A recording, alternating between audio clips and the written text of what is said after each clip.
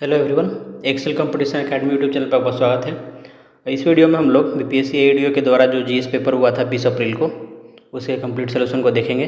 तो चलिए शुरू करते हैं। हमारा पहला प्रश्न है, पृथ्वी से बाहरी जीवों के अध्ययन को क्या कहा जाता है? तो इसका आंसर होगा ऑप्शन सी, जीनोबायोलॉजी। पृथ्वी से बाहर जो एक्स्ट्रा टेरेस्ट्रियल है या प्रयोगशाला में निर्मित कृत्रिम जीवों के अध्ययन को जीनोबायोलॉजी कहते हैं। जूलॉजी जंतुओं के लिए है, बायोकेमिस्ट्री सजीवों की रासायनिक प्रक्रियाओं के लिए है। तो ऑप्शन हो जाएगा सी।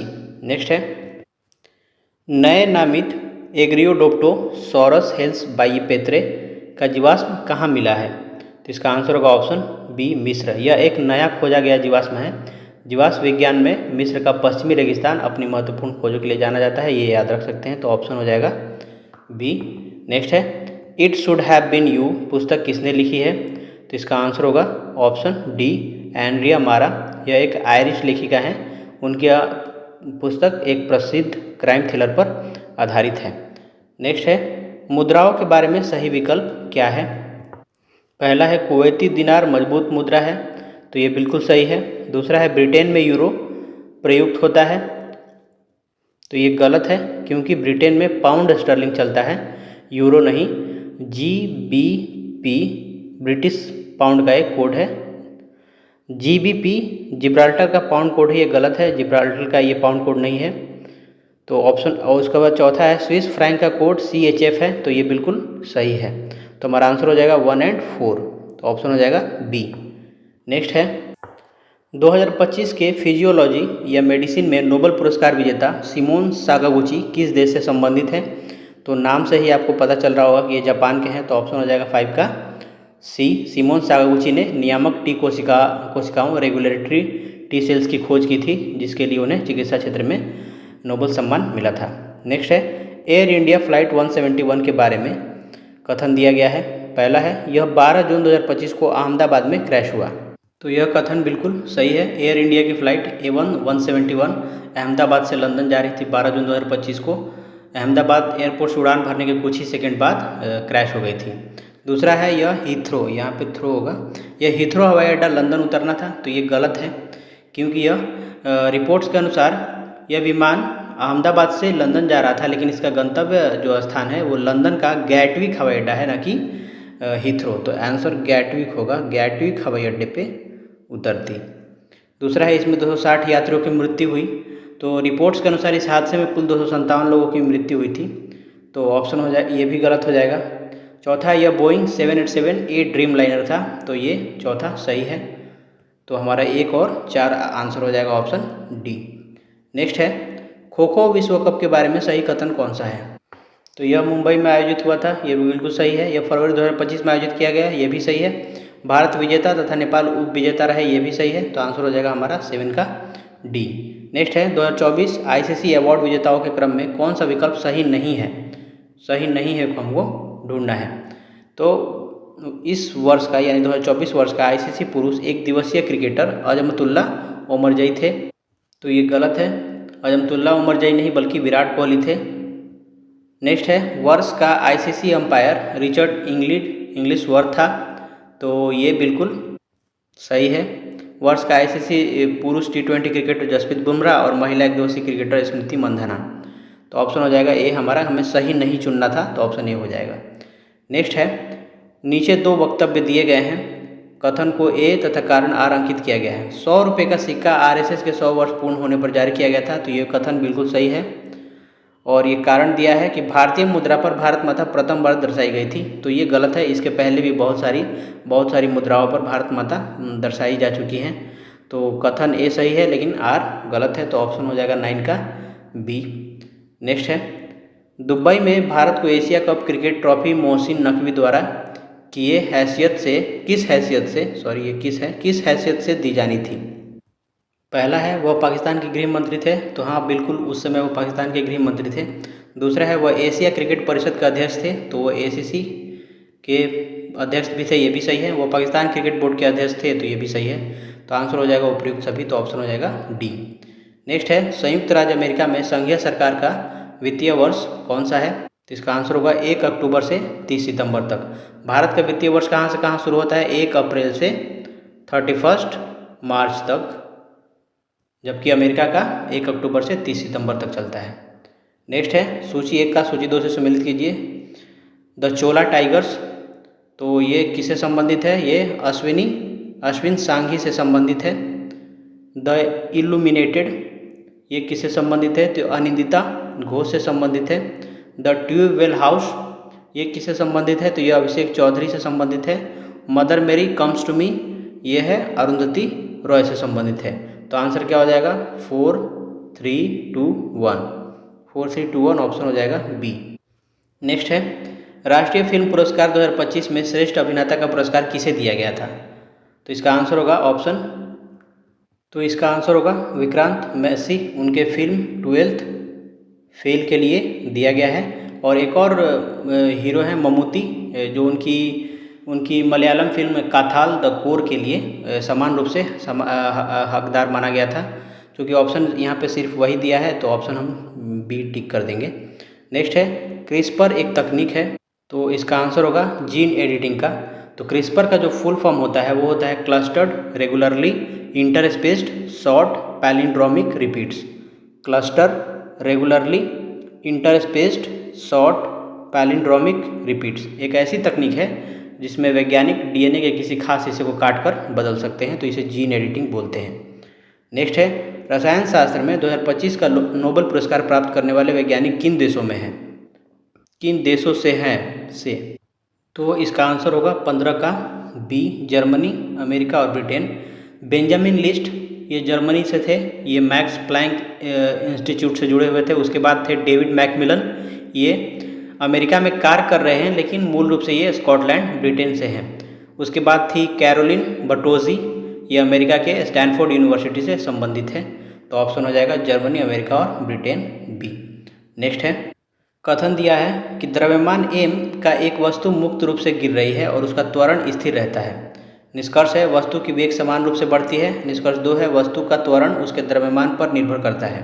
तो देखिए निष्कर्ष 2 तो गलत है, क्योंकि जो त्वरण है वह वस्तु के द्रव्यमान पर निर्भर नहीं करता है, ये जिसके प्रभाव में गिर रही है उसके द्रव्यमान पर निर्भर करता है। सपोज कीजिए ये कि पृथ्वी है, इसका मास है m, और ये एक बॉल है, इसका मास है m, तो जो ग्रेविटेशन होगा वो होगा Gm/r²। ये जो m है ये इसका मास है, न कि इस वस्तु का मास है। तो ये बोल रहा है वस्तु का त्वरण उसके द्रव्यमान पर निर्भर करती है, गलत। ये उस पृथ्वी के या उस ग्रह के द्रव्यमान पर निर्भर करती है।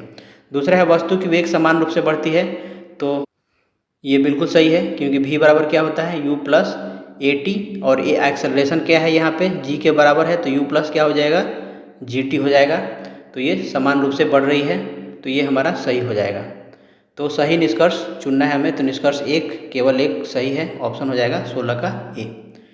नेक्स्ट है ये वाला याद रखना है कि जो स्टेटमेंट दिया है ये बिल्कुल भी सही है, बिल्कुल सही है। एक वस्तु मुक्त रूप से गिर रही है, उसका त्वरण स्थिर रहता है बिल्कुल, और इसका मान होता है 9.8 मीटर/सेकंड²। नेक्स्ट है एक कृष्ण पिंड यानी ब्लैक बॉडी एक आदर्श अवशोषक तथा विकिरक होता है, ये कथन है। निष्कर्ष है कृष्ण पिंड से विकिरण परावर्तित नहीं होता। निष्कर्ष 2 कृष्ण पिंड उच्च तापमान पर अधिक ऊर्जा विकिरित करता है। तो देखिए एक आदर्श कृष्ण पिंड उसे कहते हैं जो अपने ऊपर पड़ने वाले सभी विकिरण को सोख लेता है, परावर्तित नहीं करता है। तो निष्कर्ष तो हमारा 1 सही हो जाएगा। उसके बाद निष्कर्ष 2 के बारे में क्या है कि स्टीफन बोल्ट्जमैन नियम के अनुसार तापमान जितना अधिक होगा कृष्ण पिंड यानी कि ब्लैक बॉडी उतनी ही अधिक ऊर्जा विकिरित करती है, तो ये भी सही हो जाएगा। तो हमारा आंसर क्या होगा 17 का बी हो जाएगा, दोनों ही सही है। नेक्स्ट है आवेशित धात्विक गोले के अंदर विद्युत क्षेत्र शून्य होता है, ये कथन दिया है हमारा, और कारण है कि चालक में आवेश केवल बाहरी सतह पर ही स्थित होते हैं। तो बिल्कुल कारण बिल्कुल सही है, और ये कथन की सही व्याख्या भी कर रहा है। इलेक्ट्रोस्टैटिक्स के नियम के अनुसार किसी भी खोखले या ठोस चालक गोले के अंदर विद्युत क्षेत्र शून्य होता है, क्योंकि सारा आवेश उसके बाहरी पृष्ठ पर जमा हो जाता है। तो ऑप्शन हो जाएगा इसका 18 का ए। नेक्स्ट है फोटो इलेक्ट्रिक प्रभाव में आइंस्टीन का समीकरण E = hν-φ, ये दिया है। तो हमें पहला निष्कर्ष दिया है कि धातु का कार्यफलन दर्शाता है, यहाँ पे फाई छूट गया है, फाई धातु का कार्यफलन दर्शाता है, तो बिल्कुल ये सही है। और यदि hν φ हो तो इलेक्ट्रॉन उत्सर्जित नहीं होंगे, तो ये भी बिल्कुल सही है। फोटोन की तीव्रता बढ़ाने से इलेक्ट्रॉन की गतिज ऊर्जा बढ़ जाती है, तो ये गलत है। तीव्रता बढ़ाने से इलेक्ट्रॉन की संख्या बढ़ती है, उनकी गतिज ऊर्जा नहीं बढ़ती। ऊर्जा केवल तभी बढ़ेगी जब हम उसकी आवृत्ति यानी कि फ्रीक्वेंसी बढ़ाएंगे। तो हमारा आंसर हो जाएगा 1 और 2 सिर्फ सही है, तो ऑप्शन हो जाएगा 19 का बी। नेक्स्ट है, यदि विद्युत चुंबकीय तरंगें निर्वात में संचरित होती हैं, तो पहला कथन है विद्युत एवं चुंबकीय क्षेत्र एक दूसरे के लंबवत दोलन करते हैं, तो बिल्कुल ये सही है। तरंगों को माध्यम की आवश्यकता, ये थोड़ा लाइन गलत हो गया, यहाँ पे ऐसे पढ़िए कि विद्युत चुंबकीय तरंगों को माध्यम की आवश्यकता होती है, तो विद्युत चुंबकीय तरंगों को माध्यम की आवश्यकता होती है, ये बिल्कुल गलत है। जो ध्वनि है उसके लिए माध्यम की आवश्यकता होती है, जो यानी कि जो लॉन्गिट्यूडनल वेव हैं उनके लिए, यानी कि अनुदैर्ध्य तरंगों के लिए माध्यम की आवश्यकता होती है। चूँकि विद्युत चुंबकीय तरंगें अनुप्रस्थ तरंगें होती हैं, यहाँ पर E और M क्या होता है, आपस में लंबवत होते हैं, तो इन्हें यात्रा करने के लिए किसी माध्यम की आवश्यकता नहीं होती, ये निर्वात में भी चल सकते हैं। जैसे कि सूर्य का प्रकाश और पृथ्वी के बीच में बहुत सारा वैक्यूम है, एक प्रकार से निर्वात समझ लिए, कोई माध्यम नहीं है, और फिर भी उसका जो रेडिएशन है हमारे पास पहुंच जाता है, क्योंकि वो एक विद्युत चुंबकीय तरंग की तरह काम करता है। तीसरा है विद्युत चुंबकीय तरंगें ऊर्जा और संवेग वहन करती है, तो बिल्कुल ये ऊर्जा और संवेग दोनों ले जाती हैं, तो पहला और तीसरा हमारा सही हो जाएगा, तो 20 का आंसर होगा ऑप्शन सी। नेक्स्ट है, निम्न प्रकाशीय खोजों को कालानुक्रमित क्रम में व्यवस्थित करना है, यानी कि कौन सबसे पहले हुआ है उसके हिसाब से हमें सजाना है। तो देखिए, प्रकाश का तरंग सिद्धांत जो ह्यूजेंस ने दिया था, ह्यूजेंस ये 1678 में दिया था। कर्ण सिद्धांत जो न्यूटन ने दिया था ये 1675 में दिया था, और व्यतिकरण सिद्धांत जो मॉडुलस यंग ने दिया था वो 1801 में दिया था, और प्रकाश वैद्युत प्रभाव आइंस्टीन ने दिया था, ये 1905 में दिया था। तो आंसर क्या होगा, पहले 2 होगा, उसके बाद 1, उसके बाद 3 एंड उसके बाद 4, 2 1 3 4, तो 2 1 3 4 हमारा आंसर हो जाएगा ऑप्शन सी। नेक्स्ट है, आधुनिक भौतिकी अवधारणा सूची 1 में दी गई है और सूची 2 से संबंधित शब्द दिया गया है, हमें मिलान करना है। तो डी ब्रोगली परिकल्पना क्या है, तो इसकी परिकल्पना है कि पदार्थ तरंगें कणों का तरंग जैसा व्यवहार करती हैं, तो पदार्थ तरंगें हमारा ऑप्शन हो जाएगा ऑप्शन 3। कॉम्पटन प्रभाव क्या है, तो फोटोन प्रकीर्णन और एक्स किरणों का इलेक्ट्रॉन से टकराना बोलते हैं इसको, तो ये हो जाएगा ऑप्शन 4। उसके बाद जीमैन इफेक्ट क्या है, तो वर्ण रेखाओं का चुंबकीय क्षेत्र में विभाजन को हम बोलते हैं जीमैन इफेक्ट। उसके बाद युग्म उत्पादन क्या है, तो जब फोटोन से इलेक्ट्रॉन और पॉजिट्रॉन बनते हैं, तो फोटोन से इलेक्ट्रॉन और पॉजिट्रॉन यहाँ पे बन रहे हैं, तो ये युग्म उत्पादन है, तो ऑप्शन हो जाएगा 3 4 2 1 22 का बी। नेक्स्ट है, चल कुंडली गैल्वेनोमीटर को एमीटर में बदलने के लिए हमें इसमें से क्या करना होगा, तो इसका आंसर होगा ऑप्शन सी, समानांतर में निम्न प्रतिरोध जोड़ते हैं। गैल्वेनोमीटर बहुत संवेदनशील होता है, उसे एमीटर यानी ज़्यादा करंट मापने वाला बनाने के लिए उसके समानांतर में एक बहुत छोटा प्रतिरोध लगाया जाता है जिसे शंट कहते हैं, तो आंसर हो जाएगा ऑप्शन सी।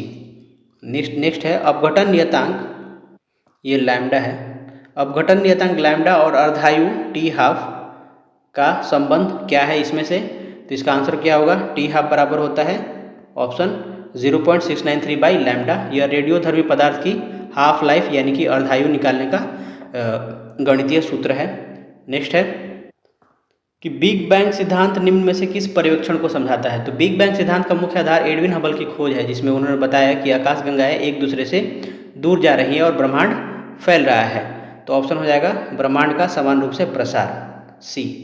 नेक्स्ट है, निम्नलिखित में से कौन सी गैस आसानी से द्रवीकृत हो जाती है, तो इसका आंसर होगा ऑप्शन ए, अमोनिया। जिस गैस के अणुओं के बीच आकर्षण बल यानी कि इंटरमोलिकुलर फोर्स अधिक होता है वह आसानी से ठंडी होकर तरल बन जाती है। अमोनिया में हाइड्रोजन बॉन्डिंग के कारण ये आसानी से द्रवीकृत हो जाती है। नेक्स्ट है, वर्ष 2025 में भारतीय अंतरिक्ष यात्री अंतर्राष्ट्रीय अंतरिक्ष स्टेशन का दौरा किस मिशन के माध्यम से किया था, तो इसका आंसर होगा एक्सियोम 4। यह इसरो और नासा का साझा मिशन है जिसके माध्यम से भारतीय अंतरिक्ष यात्री गगन यात्री को अंतर्राष्ट्रीय अंतरिक्ष स्टेशन ISS भेजा गया था। नेक्स्ट है, उत्तल लेंस में यदि वस्तु को 2f यानी फोकल लंबाई का 2 गुना पर रखा जाए तो बनने वाली प्रतिबिंब कैसी होगी। तो देखिए उत्तल लेंस आप बना लीजिए यहाँ पे समझने के लिए। ये हमारा हो गया प्रकाशीय बिंदु P, ये हो गया फोकस और ये हो गया 2f यानी कि रेडियस ऑफ कर्वेचर, वक्रता केंद्र। यहाँ पे कह रहा है कि हमने यहाँ पे एक वस्तु रखी है तो हमें बताना है इसका प्रतिबिंब कैसा होगा। तो प्रतिबिंब के लिए क्या है, सबसे पहले एक लाइन यहाँ से ड्रॉ करेंगे और एक यहाँ P से जाएगा तो ये मुड़ के यहाँ पे कटेगा। तो ये जो होगा ये 2f का डिस्टेंस होगा और ये वाला f होगा। तो आप देख सकते हैं कि वस्तु क्या बनी है, वास्तविक है, 2f पर बनी है और वस्तु के समान आकार की बनी है। तो 28 का क्या हो जाएगा, आंसर A हो जाएगा। नेक्स्ट है, निम्नलिखित कथनों पर विचार करें। ट्रोपोस्फीयर में लगभग सभी मौसम संबंधी घटनाएं होती हैं। तो ये बिल्कुल सही है। ट्रोपोस्फीयर को क्षोभ मंडल बोलते हैं जिसमें बादल, बारिश सब इसी में होता है। उसके बाद है स्ट्रेटोस्फीयर जिसको समताप मंडल बोलते हैं। अधिकांशतः बादलों से मुक्त है और इसमें ओजोन परत है। तो ये भी बिल्कुल सही है। यहाँ की जो ओजोन परत है हमें यूवी किरणों से बचाती है। तो ये भी सही है। मीजोस्फीयर यानी कि मध्य मंडल पृथ्वी की रक्षा करता है क्योंकि ये उल्का पिंडों को जलाती है। तो अंतरिक्ष से आने वाले उल्का पिंड यही जलकर नष्ट हो जाते हैं। तो ये भी बिल्कुल सही है। तो 1, 2 एंड 3 ऑप्शन हो जाएगा डी। नेक्स्ट है, सूची 1 का सूची 2 के साथ मिलान करना है। सूची 1 में पीढ़ी और सूची 2 में उपग्रहण प्रक्षेपण यान श्रृंखला दिया गया है। तो प्रथम पीढ़ी जो है हमारा वो था SLV-3, SLV ऐसा ले सकते हैं, सैटेलाइट लॉन्च व्हीकल। द्वितीय पीढ़ी है ASLV, तृतीय पीढ़ी है PSLV और चतुर्थ पीढ़ी है GSLV भारी उपग्रहों के लिए उपयोग करते हैं और PSLV ज़्यादातर पोलर सैटेलाइट लॉन्च व्हीकल है। तो हमारा आंसर क्या हो जाएगा, 1 का C, 2 का B, 3 का D, 4 का A। तो 30 का ऑप्शन हो जाएगा A। नेक्स्ट है, कोशिका के आत्मघाती थैले क्या कहलाते हैं। तो इसका आंसर होगा लाइसोसोम।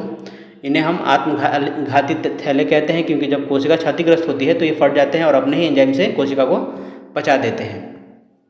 नेक्स्ट है, ब्लास्ट फर्नेस भट्टी से प्राप्त लोहे को क्या कहा जाता है।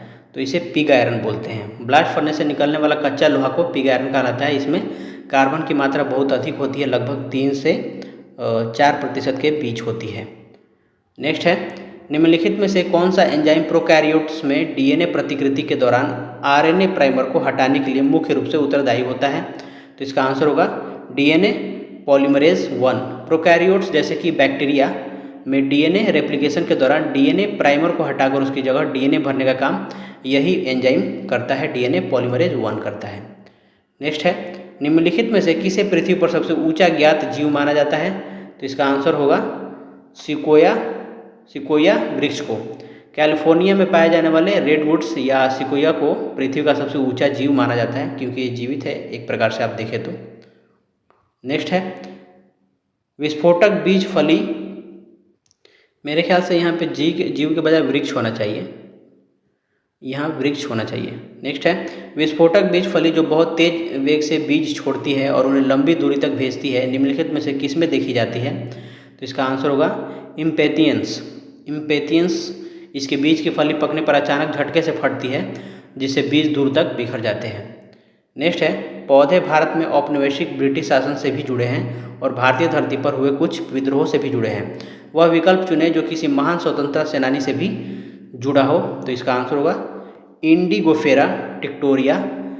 ये इंडिगो से रिलेटेड है। आपको पता होगा नील की खेती जो होती थी, यह नील का पौधा है। चंपारण सत्याग्रह जो कि गांधी जी का पहला विद्रोह था, इसी की खेती के खिलाफ हुआ था, इसलिए यह भारतीय स्वतंत्रता संग्राम से गहराई से जुड़ा हुआ है। नेक्स्ट है, इस व्यक्ति को इस क्षेत्र में उनके महान योगदान के लिए भारतीय वनस्पति विज्ञान के जनक के रूप में जाना जाता है। हमें सही विकल्प चुनना है। इसका आंसर होगा विलियम रॉक्सबर्ग को। इन्हें भारतीय वनस्पति विज्ञान का जनक कहा जाता है। इन्होंने ही कलकत्ता बॉटनिकल गार्डन का विकास किया था, विलियम रॉक्सबर्ग। नेक्स्ट है, उपर्युक्त पोषक माध्यम प्रदान करके कोशिका से संपूर्ण जीव के निर्माण की घटना को क्या कहते हैं। तो इसका आंसर होगा टोटीपोटेंसी। किसी एक कोशिका जैसे कि पौधे की पत्ती का एक टुकड़ा, इससे पूरा नया पौधा विकसित करने की क्षमता को टोटीपोटेंसी कहते हैं। तो ऑप्शन हो जाएगा सी। नेक्स्ट है, वैज्ञानिकों ने निम्नलिखित में से एक को उसकी आर्थिक और पारिस्थितिक महत्व के आधार पर हरा सोना कहा है, तो इसका आंसर होगा बांस को। इसकी तेज़ी से बढ़ने की क्षमता और बहुमुखी उपयोग के कारण इसे हरा सोना कहा जाता है। नेक्स्ट है, कौन सा कथन जूनोटिक रोग का सही वर्णन करता है? तो जूनोटिक रोग यह कशेरुकी और मनुष्यों के बीच साझा रोग है। जूनोटिक उन बीमारियों को कहते हैं जो जानवरों जैसे चमगादड़, कुत्ता, सूअर से इंसानों में फैलते हैं, जैसे रेबीज, इबोला या कोविड-19। तो आंसर हो जाएगा ऑप्शन 40 का बी, यह कशेरुकी और मनुष्यों के बीच साझा रोग है। नेक्स्ट है, प्रकार 1 तत्काल अति संवेदनशीलता मुख्य रूप से किसके द्वारा मध्यस्थता की जाती है? तो इसका आंसर होगा IgE। IgE को बोलते हैं इमीडिएट हाइपर सेंसिटिविटी एलर्जी, या तत्काल अति संवेदनशीलता के दौरान हमारा शरीर IgE एंटीबॉडी पैदा करता है। यही कारण है कि एलर्जी टेस्ट में IgE का स्तर जांचा जाता है। तो आंसर हो जाएगा ऑप्शन डी, IgE। नेक्स्ट है, निम्नलिखित में से कौन सा मेंडेलियन वंशागति का नियम नहीं है? तो इसका आंसर होगा स्वतंत्र अपघटन का नियम। ये नियम छूट गया है। यह मेंडल का नियम है, लेकिन विकल्प बी में अपघटन शब्द थोड़ा भ्रामक हो सकता है, मुझे लगता है ऐसा। मेंडल के 3 मुख्य नियम थे, अगर आपको पता हो। प्रभाविता का नियम, उसके बाद है पृथक्करण का नियम, उसके बाद और स्वतंत्र अपव्यूहन का नियम। यह जो ऑप्शन डी है, युग्मकों की शुद्धता का नियम, यह पृथक्करण के नियम से ही संबंधित है। तो ऑप्शन हमारा होगा बी। नेक्स्ट है, वाटसन और क्रिक द्वारा प्रस्तावित डीएनए द्विहेलिक्स मॉडल में डीएनए के 2 तंतु इस प्रकार चलते हैं। तो इसका आंसर होगा प्रति समानांतर, यानी एंटी पैरेलल होते हैं। वाटसन और क्रिक के मॉडल के अनुसार डीएनए के 2 तंतु एक दूसरे के विपरीत दिशा में चलते हैं। एक तंतु 5-3 दिशा में होता है तो दूसरा 3-5 दिशा में, ऐसे करके मतलब उल्टा होता है। नेक्स्ट है, ड्रोसोफिला को आनुवांशिक मॉडल जीव के रूप में किसने लोकप्रिय बनाया? तो इसका आंसर होगा Thomas Hunt Morgan, option B. इन्होंने फल मक्खी जिसे ड्रोसोफिलिया का पर प्रयोग करके लिंग सहलग्नता सेक्स लिंकेज की खोज की थी, जिससे आधुनिक अनुवांशिकी को नई दिशा मिली थी। तो ऑप्शन होगा बी। नेक्स्ट है, वह लक्षण जो किसी जीव के जीवित रहने की संभावना को बढ़ाता है क्या कहलाता है? तो ये कहलाता है अनुकूलन, इसे इंग्लिश में अडेप्टेशन बोलते हैं। किसी जीव के शरीर या व्यवहार में वह बदलाव जो उसके पर्यावरण में जीवित रहने और प्रजनन में मदद करता है, उसे हम क्या कहते हैं? अनुकूलन कहते हैं। नेक्स्ट है, कर्क रेखा का विचार करते हुए निम्न में से कौन सा लौह इस्पात संयंत्र भिन्न है? तो इसका आंसर क्या होगा? इसका आंसर होगा ऑप्शन ए, राउरकेला। कर्क रेखा भारत के बीच से गुजरती है, तो बोकारो, भिलाई और जमशेदपुर इसकी तुलना में कर्क रेखा के अधिक करीब या समानांतर स्थिति में है, जबकि राउरकेला जो कि उड़ीसा में है, इनसे काफ़ी दक्षिण में स्थित है। तो हमारा ऑप्शन हो जाएगा बी, ए। नेक्स्ट, नीचे 2 कथन दिए गए हैं, एक को अभिकथन और अन्य को कारण चिन्हित किया गया है। अभिकथन है, मानसून वन सर्वोत्कृष्ट कहे जाते हैं, और कारण दिया है कि वे सारे भारत में प्राकृतिक आवरण बनाते हैं। तो देखिए, भारत की जलवायु क्या है? मानसूनी है, इसलिए यहाँ का अधिकांश हिस्सों में मानसूनी वन यानी कि उष्णकटिबंधीय पर्णपाती वन पाए जाते हैं, जो कि प्राकृतिक आवरण का मुख्य हिस्सा है। तो हमारे ख्याल से ये भी सही है और इसका सही व्याख्या ये करता है। तो 47 का आंसर होगा ऑप्शन ए। दोनों ए और आर सही है और आर ए की सही व्याख्या करता है। नेक्स्ट है, सूची 1 का सूची 2 से मिलान करना है। पहला है विशिष्ट सूकर कटक, तो ये रिलेटेड है किससे? लघु हिमालय से। पर्वत श्रृंखला और घाटियों का ये भौगोलिक स्थान है ऐसा। समतल सतह की संरचनात्मक घाटी, तो ये हिमाचल और शिवालिक के मध्य, जैसे कि दून घाटियाँ जो होती हैं उसके बारे में है, तो ये हो जाएगा हिमाचल और शिवालिक के मध्य। चौड़ी अभिनति घाटियाँ, ये हिमाद्री और हिमाचल के मध्य है, और हिमनद ये हिमाद्री काराकोरम क्षेत्र में आता है।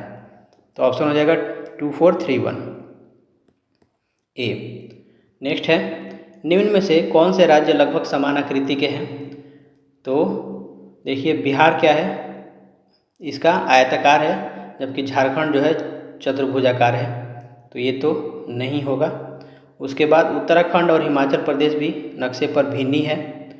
छत्तीसगढ़ पूरा लंबा है और उड़ीसा लगभग झारखंड जैसा दिखता है। तो ऑप्शन क्या होना चाहिए? ऑप्शन होना चाहिए 49 का डी। हालांकि यदि आप मैप को रफली काउंट करेंगे तो मेरे ख्याल से उत्तराखंड और हिमाचल प्रदेश लगभग एक जैसे, मतलब एग्जैक्टली सेम नहीं, पर इसके समान ही दिखता है। ऑप्शन ए मेरे ख्याल से सही होना चाहिए। आप इसका आंसर कमेंट में कर सकते हैं जो सही होगा। नेक्स्ट है, निम्न में से कौन सा कथन सही नहीं है? तो इसका आंसर क्या होगा? पहला देखिए, सतपुड़ा पश्चिम से पूर्व को फैली है, तो ये बिल्कुल सही है। भारत के मध्य भाग में सतपुड़ा को महादेव श्रेणियों के रूप में जाना जाता है, ये भी सही है। सतपुड़ा प्रायद्वीपीय पठार की उत्तरी सीमा है, ये भी सही है। सतपुड़ा श्रेणी विंध्य श्रेणियों से लंबी है, ये गलत है। सतपुड़ा श्रेणी विंध्य श्रेणी से लंबी नहीं है। विंध्य पर्वतमाला का विस्तार सतपुड़ा से अधिक बड़ा है। बाकी तीनों कथन सही है, एक गलत है, हमें यही चुनना था, तो ऑप्शन हो जाएगा डी। नेक्स्ट है, थार के रेगिस्तान में मरुस्थली क्या है? तो थार मरुस्थल के उस हिस्से को मरुस्थली कहते हैं जहां वर्षा बहुत कम होती है और बालू के टीले हवा के साथ खिसकते रहते हैं। तो आंसर होगा निम्न वर्षा एवं गतिशील रेत के क्षेत्र को मरुस्थली बोलते हैं। नेक्स्ट है, सूची 1 का सूची 2 से मिलान करना है, नदी और उसके उद्गम से। तो महानंदा कहाँ से निकलती है? ये सिक्किम और दार्जिलिंग की पहाड़ियों से निकलती है। बागमती नदी शिवपुरी श्रेणी जो कि नेपाल में है, वहाँ से निकलती है। कमला जो कि महाभारत श्रेणी नेपाल में है, उससे निकलती है। और घाघरा ये नाम्पा या मानसरोवर क्षेत्र जो नेपाल तिब्बत वाले एरिया में है, वहाँ से निकलती है। तो आंसर क्या हो जाएगा? D A B C, option हो जाएगा 52 का ए।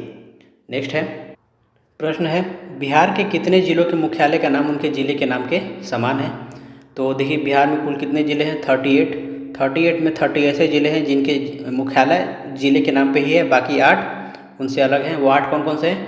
पश्चिमी चंपारण, इसका मुख्यालय है बेतिया। पूर्वी चंपारण, इसका मुख्यालय मोतिहारी। सारण का है छपरा। वैशाली का हाजीपुर। और नालंदा का बिहार शरीफ। रोहतास का सासाराम। और कैमूर का भभुआ। भोजपुर का आरा। इसके अलावा बाकी जितने ज़िले हैं उनका नाम उन्हीं ज़िलों के नाम पे, जैसे बक्सर का बक्सर, पटना का पटना, और भी बाकी चीज़ें जो आप याद रख सकते हैं। तो हमारा आंसर क्या हो जाएगा? 53 का ए। नेक्स्ट है, प्रश्न है, झारखंड के अलग होने के बाद बिहार की स्थिति क्या है? निम्न कथनों पर विचार कीजिए। पहला है, देशांतरीय विस्तार वही रहा, तो ये बिल्कुल गलत है। क्यों? क्योंकि जब भी पहले अविभाजित बिहार का सबसे पश्चिमी हिस्सा गढ़वा था, जो कि अब झारखंड में है, वहाँ से शुरू होता था। अब बिहार का सबसे पश्चिमी बिंदु कैमूर है, जो कि भभुआ में है। पूर्वी हिस्सा इसी तरह पूर्व में साहिबगंज और पाकुड़ जैसे क्षेत्र अब झारखंड में चले गए हैं, जिससे बिहार का सबसे पूर्वी बिंदु अब किशनगंज में स्थित है। तो ये तो गलत हो गया। अक्षांशीय विस्तार 2 डिग्री 30 मिनट के बराबर घटा है, तो इसके बारे में हम देख लेते हैं आखिर ये सही है या नहीं। तो ये इसका आंसर होगा, ये सही है। विभाजन से पहले बिहार दक्षिण में काफ़ी नीचे तक फैला हुआ था। झारखंड अलग होने के बाद बिहार का दक्षिणी हिस्सा, जो कि 21 डिग्री 58 मिनट और 10 सेकेंड उत्तर के आसपास वाला क्षेत्र, पूरी तरह झारखंड में चला गया।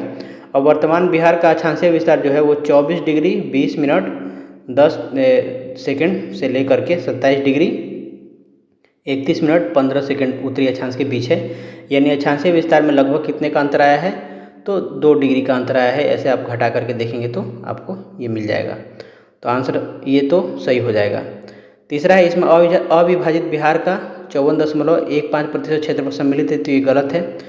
बिहार और झारखंड जब बटे तो 54.15 मिला बिहार को और बाकी का 45.85 मिला ये झारखंड को। तो ये झारखंड को 54 बोल रहा है, उल्टा इसका मतलब ये कर दिया है, तो ये तो गलत हो गया। तो आंसर सिर्फ एक सही है, तो आंसर हो जाएगा ऑप्शन सी, 54 का सी केवल एक सही है। नेक्स्ट है, निम्न में से कौन सा दून घाटी के पश्चिम में है? तो इसका आंसर होगा पिजौरी दून घाटियों के क्रम में पिजौरी दून सबसे पश्चिम की ओर स्थित है। नेक्स्ट है, निम्नलिखित देवताओं में से किसको ऋग्वेद में ऋतस्य गोपा कहा गया है? तो आंसर होगा वरुण को। ऋग्वेद में वरुण देव को ब्रह्मांडीय और नैतिक व्यवस्था का रक्षक माना गया है, इसलिए उन्हें ऋतस्य गोपा कहा जाता है। नेक्स्ट है, सिकंदर ने राजा पुरुराज को कौन सा क्षेत्र प्रदान किया था? तो इसका आंसर होगा ऑप्शन डी, झेलम एवं चेनाब के मध्य हाइडेस्पिज यानी झेलम के युद्ध के बाद सिकंदर ने पोरस यानी कि पुरुराज की वीरता से प्रभावित होकर उनका राज्य लौटा दिया और झेलम से चेनाब के बीच का इलाका भी उन्हें दे दिया था। नेक्स्ट है, अशोक के उच्च अधिकारी उज्जैनी एवं तक्षशिला प्रशासनिक द्वारा निरीक्षाटन में प्रत्येक वर्षों में जाया करते थे। तो कितने वर्षों पे जाया करते थे? तो इसका आंसर होगा 3 ईयर्स। अशोक के शिलालेख के अनुसार प्रादेशिक और राजुक जैसे अधिकारी हर 3 साल पर प्रशासनिक दौरे और निरीक्षण के लिए जाते थे। तक्षशिला और उज्जैन जैसे आसान क्षेत्रों में यह अंतराल 3 वर्ष था, तो ऑप्शन हो जाएगा 3। नेक्स्ट है, निम्नलिखित विद्वानों में से कौन एक राजा कनिष्क से संबंधित है? तो इसका आंसर होगा अश्वघोष, ऑप्शन डी। ये राजा कनिष्क के राजकवि थे और चतुर्थ बौद्ध संगति के उपाध्यक्ष भी थे।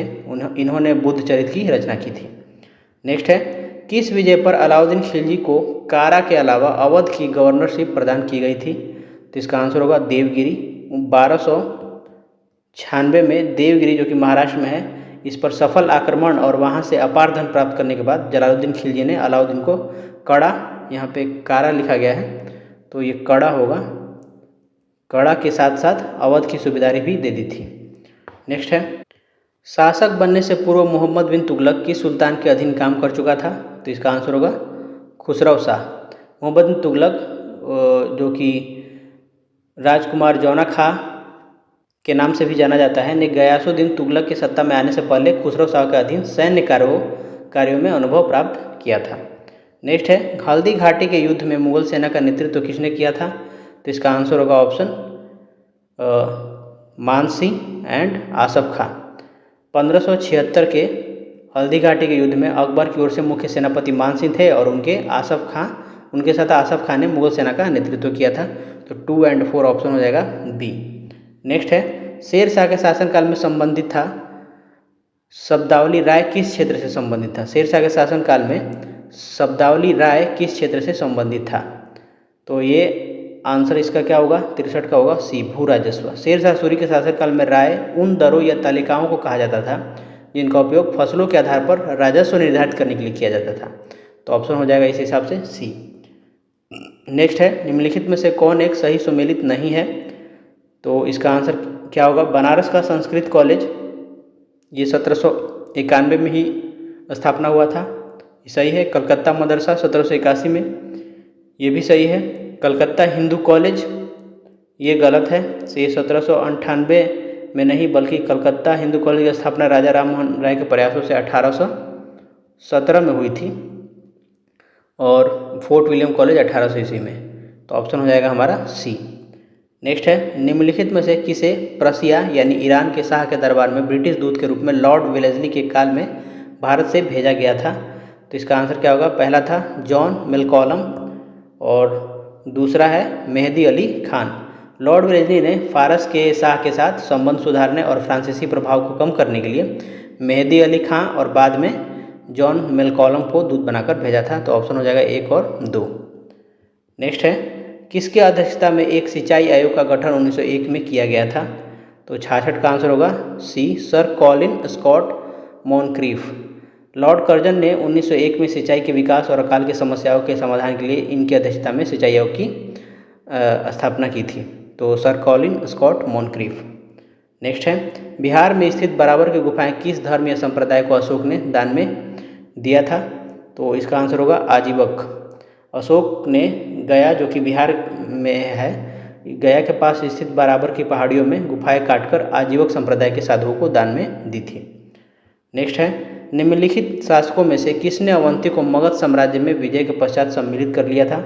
इसका आंसर होगा शिशुनाग। मगध के शासक शिशुनाग ने अवंती के राजा को हराकर उसे मगध साम्राज्य मिला लिया था, जिससे मगध की शक्ति क्या हो गई थी? बहुत बढ़ गई थी। नेक्स्ट है, 1920 में बिहार प्रांतीय कांग्रेस सम्मेलन किस स्थान पर आयोजित हुआ था? तो इसका आंसर होगा भागलपुर। अगस्त 1920 में बिहार प्रांतीय कांग्रेस का 12वां सम्मेलन भागलपुर में हुआ था, जिसकी अध्यक्षता राजेंद्र प्रसाद ने की थी। नेक्स्ट है, 1908 में मुजफ्फरपुर में किसकी हत्या का प्रयास किया गया था? तो ये आंसर होगा मिस्टर किंगफोर्ड। 30 अप्रैल 1908 को खुदीराम बोस और प्रफुल्ल चाकी ने मुजफ्फरपुर के बदनाम जज किंगफोर्ड की हत्या के लिए बम फेंका था, लेकिन गलती से कैनेडी की पत्नी और बेटी मर गई थी। नेक्स्ट है, दिसंबर 1883 में आयोजित इंडियन नेशनल कॉन्फ्रेंस के प्रथम अध्यक्ष कौन थे? तो इसका आंसर होगा option C, Anand Mohan Bose. Indian national conference का प्रथम अधिवेशन 1883 में कलकत्ता में हुआ था, जिसकी अध्यक्षता आनंद मोहन बोस ने की थी। सुरेंद्र नाथ बनर्जी इसके मुख्य आयोजक थे। नेक्स्ट है, किस भारतीय स्वतंत्रता सेनानी ने कहा था कि मेंढक के समान वर्ष में एक बार टकराने से हमें अपने परिश्रम में कोई सफलता नहीं मिलेगी? ये कहा था बाल गंगाधर तिलक ने। तिलक जी ने उदारवादियों की प्रार्थना और याचिका की नीति को आलोचना करते हुए कहा था कि साल में एक बार मेंढक की तरह टकराने से हमें स्वतंत्रता नहीं मिलने वाली है। नेक्स्ट है, किस वायसराय के काल को मिशंस, ओमिशंस और कमीशंस के रूप में जाना जाता है? तो इसका आंसर होगा 73 का सी, लॉर्ड कर्जन के शासनकाल, जो कि 1899 से 1905 था। इसको मिशन यानी कि विभिन्न प्रकार के मिशन चलाया था। ओमिशन का मतलब होता है चूक गलतियाँ जैसे कि बंगाल विभाजन और कमीशंस यानी कि अनेक आयोगों का गठन किया था, तो इसे हम इसी का काल के रूप में जानते हैं। ऑप्शन सी हो जाएगा। नेक्स्ट है 1916 के लखनऊ पैक्ट के संबंध में निम्नलिखित कथनों पर विचार कीजिए। तो पहला देखिए, इसे गर्म दल एवं नरम दल के पुनः मिलन के रूप में चिन्हित किया गया, तो बिल्कुल ये सही है। लखनऊ का समझौता था ये 1916 का। लखनऊ अधिवेशन में बाल गंगाधर तिलक एवं एनी बेसेंट का प्रभुत्व, ये भी बिल्कुल सही है। तिलक और एनी बेसेंट की मुख्य भूमिका थी इसमें। संवैधानिक सुधार योजना है तो कॉन्फ्रेंस एवं लीग में समझौता, कांग्रेस है ये, कांग्रेस एवं लीग में समझौता हुआ, तो ये मुस्लिम लीग और कांग्रेस के बीच समझौता हुआ था, ये भी सही है। फिरोज शाह मेहता इस सत्र में सम्मिलित हुए, तो गलत है। फिरोज शाह मेहता की मृत्यु तो 1915 में ही हो गई थी, तो ये गलत है। 1, 2, 3 हमारा आंसर हो जाएगा ऑप्शन सी। नेक्स्ट है 1905 के किस महीना में बंगाल विभाजन की घोषणा कर दी गई थी, तो इसका आंसर होगा जुलाई। बंगाल विभाजन की घोषणा 19 जुलाई 1905 को की गई थी और लागू कब किया गया था, 16 अक्टूबर को। 19 जुलाई 1905 को की गई थी और लागू हुआ था 16 अक्टूबर 1905 को। नेक्स्ट है गदर पत्रिका का प्रथम अंक किस भाषा में प्रकाशित हुआ, तो इसका आंसर होगा उर्दू। गदर पार्टी की पत्रिका गदर का पहला अंक 1 नवंबर 1913 को उर्दू भाषा में सैन फ्रांसिस्को से प्रकाशित हुआ था। बाद में यह गुरुमुखी में भी आया था। नेक्स्ट है वैंकूवर जाने हेतु कामागाटा मारू जहाज़ को किसने किराए पर लिया था, तो इसका आंसर होगा गुरदीत सिंह ने। कामागाटा मारू एक जापानी जहाज़ था जिसे बाबा गुरदीत सिंह ने किराए पर लिया था ताकि वह पंजाब के सिखों को कनाडा ले जा सके। नेक्स्ट है जब महात्मा गांधी दक्षिण अफ्रीका से भारत लौटे तो उनकी आयु क्या थी, तो उनकी आयु उस समय थी 45 वर्ष। गांधी जी का जन्म हुआ था 2 अक्टूबर 1869 को और वे 9 जनवरी 1915 को भारत लौटे थे, तो आप इससे अनुमान लगा सकते हैं इस समय इनकी आयु लगभग 45 वर्ष थी।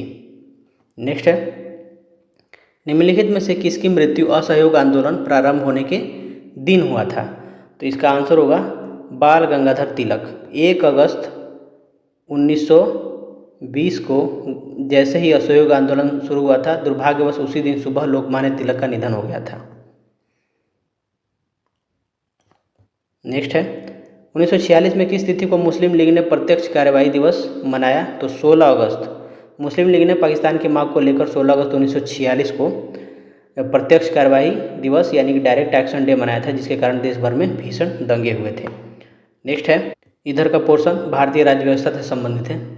तो भारत के संविधान में निम्नलिखित को किस क्रम में रखा गया है, तो देखिए धार्मिक स्वतंत्रता का अधिकार ये अनुच्छेद 25 से लेकर के 28 तक आता है। फिर राज्य का नाम परिवर्तन ये अनुच्छेद 3 में है। प्रशासनिक सेवा के बारे में जो उल्लेख है यूपीएससी वगैरह के बारे में, तो ये है 308 से लेकर के 323 तक है और राष्ट्रपति शासन 356 में है। तो हमें बताना है अनुच्छेद का क्रम बताना है, तो पहले कौन आएगा, पहले 2 आएगा, फिर आएगा 1, फिर 4, उसके बाद 3, 2, 1, 4, 3, तो ऑप्शन हो जाएगा हमारा 81 का सी। नेक्स्ट है संविधान का 93वां संशोधन निम्न में से किससे संबंधित है, तो ये होगा शैक्षणिक संस्थानों में ओबीसी आरक्षण से संबंधित है।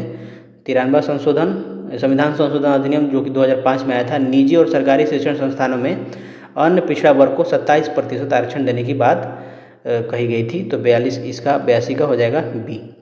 नेक्स्ट है भारतीय संविधान में दिए गए निम्न प्रावधानों पर विचार कीजिए, तो 83 का आंसर क्या होगा, अनुच्छेद 280 ये भारत का निर्वाचन आयोग से संबंधित है, तो ये तो गलत है। 280 वित्त आयोग से संबंधित है। अनुच्छेद 315 ये लोक सेवा आयोग से संबंधित है, ये तो सही दिया है, सॉरी ये 315 ही होगा, ये तो सही है। अनुच्छेद 324 ये निर्वाचन आयोग से संबंधित है, तो ये गलत है। तो पूछ रहा है कि निम्न से कौन सही नहीं है, तो केवल 1 और 3 ऑप्शन हो जाएगा हमारा 83 का बी। नेक्स्ट है रीथिंकिंग डेमोक्रेसी का लेखक कौन है, तो इसका आंसर होगा रजनी कोठारी। रीथिंकिंग डेमोक्रेसी भारत के प्रसिद्ध राजनीतिक विश्लेषक रजनी कोठारी की ये प्रमुख रचना है। नेक्स्ट है किस प्रधानमंत्री के कार्यकाल के दौरान संविधान का पुनरावलोकन के लिए राष्ट्रीय आयोग बना था, तो ये होगा अटल बिहारी वाजपेयी। वर्ष 2000 में वाजपेयी सरकार ने संविधान के कामकाज की समीक्षा के लिए राष्ट्रीय आयोग का गठन किया था, जिसके अध्यक्ष MN वेंकटचलैया थे। नेक्स्ट है, अभिकथन दिया है, भारतीय सर्वोच्च न्यायालय बुरे कानून को वैध घोषित नहीं कर सकता, और कारण दिया है कि भारतीय सर्वोच्च न्यायालय कानून द्वारा स्थापित प्रक्रिया का अनुपालन करता है। तो पहला कथन बिल्कुल सही है कि सर्वोच्च न्यायालय बुरे कानून को वैध घोषित नहीं कर सकता है, और कारण है कि भारत सर्वोच्च न्यायालय कानून द्वारा स्थापित प्रक्रिया का अनुपालन करता है। तो ये इसका सही व्याख्या है। तो 86 का ऑप्शन हो जाएगा ए।